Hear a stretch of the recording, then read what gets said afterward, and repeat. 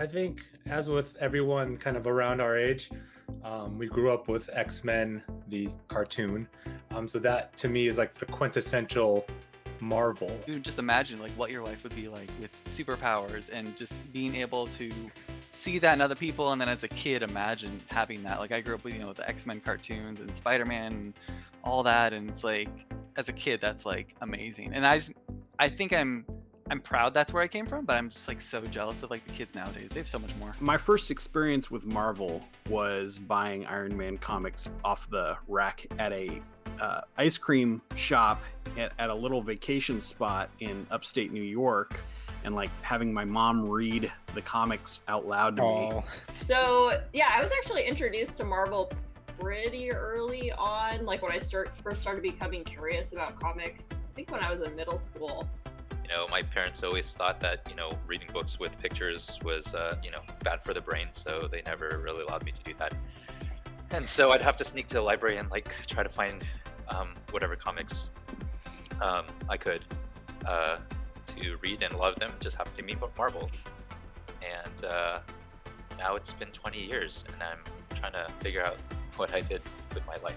Dude, basically it was like the company that I grew up on collecting comics. Like X-Men #1 was like my first comic book that I ever bought. I was introduced to Jim Lee, his X-Men.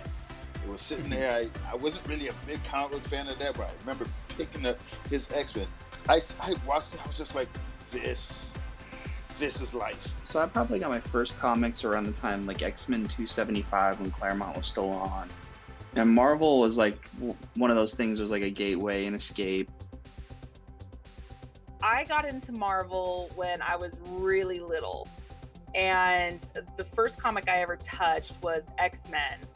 And I related instantly because I was always a nerd and an outcast. I grew up being bullied and picked on because I was different. But I stood strong against that. I was just like, whatever, brush it off. I'm different, whatever, I'm proud. And I related to that through the X-Men because they were the same. It's like the superheroes that everybody identifies with.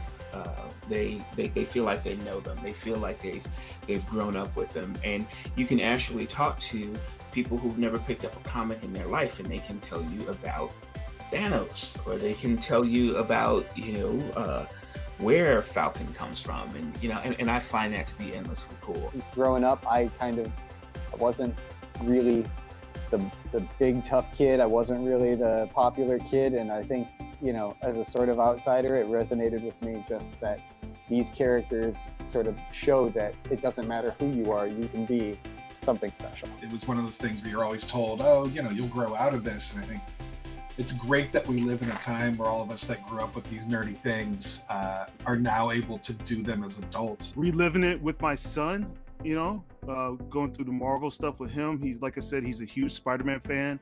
He's half black, half Latino, just like Miles Morales, and it's cool for him to be able to grow up with a superhero that looks just like him. And I grew up reading Marvel comics, and I think that the whole cinematic universe thing is really cool to me just because, the Avengers were always my team. Iron Man was always my favorite character. So, like, the fact that he was, like, the centerpiece for the whole thing, there's this weird sense of nerd pride that I get. Being, like, 20 movies in has really helped develop the characters and made me, like, fall in love even harder with them. The way that Marvel has captivated storytelling and really made it so much fun and heartfelt. Like it's just always something I look forward to. You're meant to like marvel at like these amazing powers that these people have, that no regular person would. And so kind of like,